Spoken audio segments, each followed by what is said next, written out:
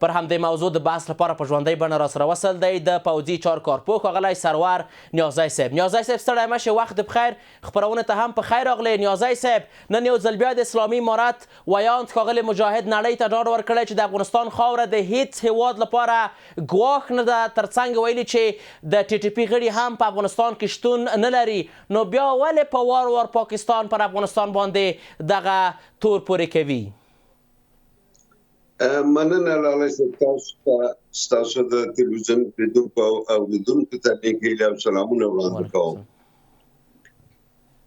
وګورئ، دا لومړی ځل نه دی چې پاکستان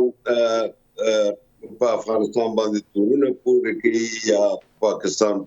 د خپل بام واورې په افغانستان اچوي. دوی بار بار دا شی تکرار کړی دي او دا د دوی د پالیسۍ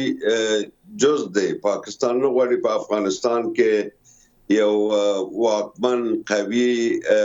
نظام شتون ولري او دلته سوله او امنیت راشي. دوی تل هڅه کوي چې په افغانستان کې جنگي ډلې وروزي او د هغې ملاتړ وکړي، لکه څنګه چې دوی په تېرو 50 کالو کې دا نړۍ ته وښودله. اوس وګورئ، د دوی دغه دوه سیاست چې موږ بار بار په دې باندې تاکید کړی دی. یو خوانه دوی دوحه کې د دوی استازي د مذاکرې په میز ناست وي، د بله خوانه د دوی فوجیان په افغانستان باندې بریدونه کوي. یعنې ما بار بار ویلي چې پاکستان د مذاکرې او د سولې او د تفاهم اراده نه لري. دوی غواړي چې افغانستان ناامنه اوسیږي. دوی غواړي چې پخوا دوی دغه ناامني د خپلو نیابتي ډلو په لاس په افغانستان کې مخته بیاوله، او اوس چې هغه نیابتي ډلې له منځه تللي دي یا د دوی د لاسه وتلي دي، اوس دوی په مستقیم ډول غواړي چې په افغانستان کې د جګړې اور بل وساتي. نو زه فکر کوم چې پاکستان ډېره سخته تېروتنه کوي. د پاکستان دغه غوښتنې چې دوی په دوحه کې د افغان پلاوي څخه غوښتنې کړي دي، نو دا په هېڅ منطق برابر نه دي. دوی وایي چې تاسو ټي ټي پي ټول دغه ته افغانستان ته وغواړئ او هلته دوی قابو کوي او مې پرېږدي چې پر پاکستان حملې وکړي. نو زه وایم که چېرته دوی دا ادعا لري چې اسلامي امارت د ټي ټي پي نه ملاتړ کوي، نو کله چې اسلامي امارت په قدرت کې نه و، خو هم د ټي ټي پي سره د دوی لانجې وي او ټي ټي پي هلته فعالیت درلودی او په دې بریدونه کول. او دا بیا د پاکستان داخلي موضوع ده، دا نشي کېدی. که چېرته بیا پاکستان دا ادعا لري چې مونږ د دغه ډلې د قابو کولو توان نه لرو، نو بیا د دوی چې دا ادعا لري چې مونږ یو غښتلی نظامي پوځ لرو، مونږ اتومي وسلې لرو، دا د څه لپاره دي؟ نیازی صاحب، غواړم همدغلته وپوښتم، نیازی صاحب، په ډېرې بښنې سره غواړم همدغلته وپوښتم چې فکر نه کوئ چې د پاکستاني چارواکو خبرې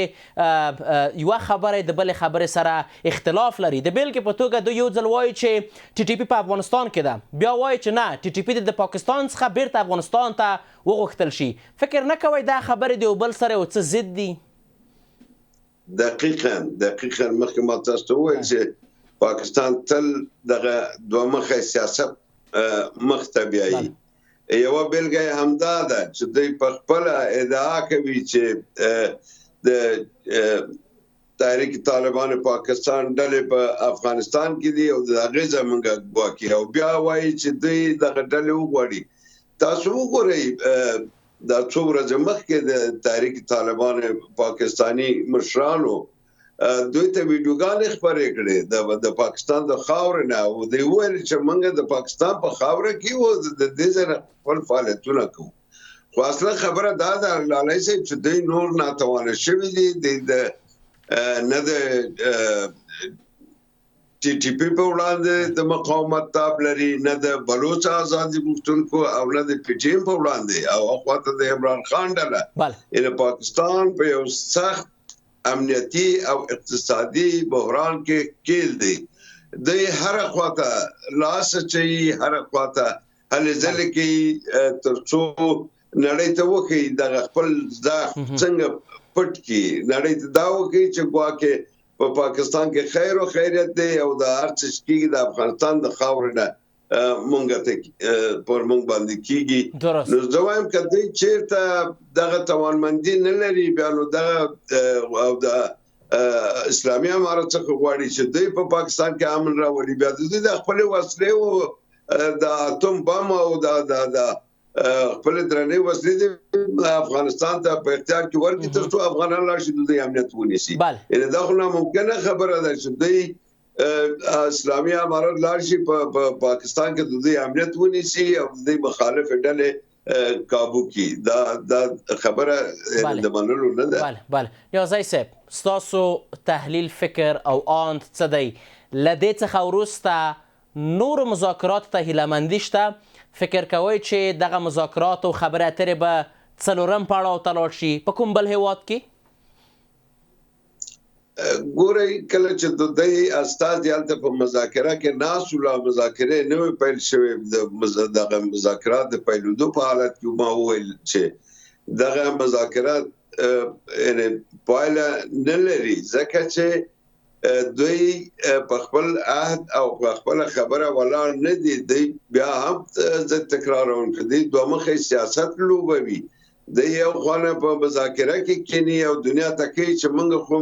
مذاکره غواړو او د بل خانه بیا دوی په افغانستان باندې حمله کوي زه غواړم دغه ستاسو دغه تریبیون لاره پاکستانیانو ته په ډاګه کوم چې تاسو په دغه خپل اتوم باندې دومره منازېږئ ځکه دغه ریموټ هم تاسو په لاس کې نشته او نه د استعمال صلاحیت لري خو موږ افغانان یو تشویش لرو او نړۍ هم باید د تشویش ولري چې دغه اتومي وسلې مبادا چې دغه توندره وډلو لاس ته ورشي نړۍ باید اوس د دې وخت راغلی دی چې نړۍ باید د پاکستان په اتومي وسلو باندې تصمیم ونیسي د هغه اتومي وسلې د دې ځینې واخیستل شي ځکه په پاکستان کې امنیتي حالت ډېر کړکېچن دی کېدای شي دا د داعش او یا د همدا تحریک طالبان پاکستاني لاسته ولویږي دا به بیا د نړۍ دپاره ډېر سخت سرخوږی وي ځکه دوی نشي کولی چې خپل امنیت وساتي دغه خپلو وسلو امنیت وساتي تاسو هره ورځ ګورئ د دې پوسټې او د دې چوڼۍ د تحریک طالبان پاکستانی او بلوچ آزادي غوښتونکو لخوا هر ورځ نیول کېږي دی هر ورځ دوی ته درانه تلفات رسیږي دوی په ډېر یو بد حالت کې دی دوی د سرتیرو مورال نور ضعیف شوی دی دوی د جګړې او د مقاومت توان نور نه لري. بله ښه نیازی صاحب که د وروستۍ پوښتنې په توګه له تاسو څخه وپوښتم چې اوس به څه ترسره کیږي ځکه چې د پاکستان دفاع وزیر ښاغلي خواجه آصف ویلي چې تر څو چې پر موږ باندې برید ونشي د افغانستان له لوري دغه اوربند به هم دغه ډول باندې دوام ومومي څه به وشي؟ دا خو تل تاسو وګورئ نه اوس اته د ښاغلي کرزي په وخت کې بیا د ښاغلي غني په وخت کې بیا کله چې امارت اسلامي راغلی دی بار په افغانستان حمله کړې دي دا یو ځل خو نه دی د بمباردونه کړې دي د توپچی حمله کړې دي راکټي حمله په افغانستان کړې دي د ډرون الوتکو په وسیله حمله کړې دي او خپل حتی جګړه مار ډلې دلته راستولې دي یا نیابتي ډلو په وسیله د جګړې مخته بیاولې دي دا خو د اوس نه دی نو څنګه په پاکستان باندې باور وشي ځکه دوی خپل باور له لاسه ورکړی دی زه فکر کوم چې اوس څه باید وشي اوس زما غوښتنه د اسلامي امارت څخه دا ده چې دوی خپل د سرحدونو امنیت ونیسي ځکه پاکستانی سرتیري یا د دوی سرحدي ځواکونه یا د دوی پوځیان نشي کولی امنیت وساتي تاسو ویلي چې تحریک طالبان پاکستانی د دوی پوسې هر ورځ نیسي او هلته د تقریبا همدا اوس بانو باجوړ او ډېرې سیمې له لاسه ورکړي دي هلته تحریک طالبان پاکستاني حکومت کوي نو اسلامي امارت دا پکار ده چې خپل د پولو امنیت وساتي او موږ د پاکستان د ډرونونو نه یا د دې د بمباریو نه ډارېږو ځکه افغانستان د 50 کاله ټوله دنیا راغله دلته بمونه وغورځول دا بمونه به صحیح ده چې موږ ته به ملکي تلفات واړی زموږ کورونه به خراب کړي خو زه په ډاګه تاسو ته وایم چې پاکستان د دې جرأت نه لري چې یو قدم د افغانستان په خبره کې د پښه کېږدي او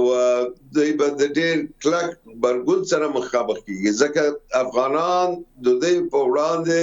یا دوی په خپله د افغانانو دومره کرکه او نفرت راپارولې دي که چېرته پاکستان په مستقیم ډول د افغانستان سره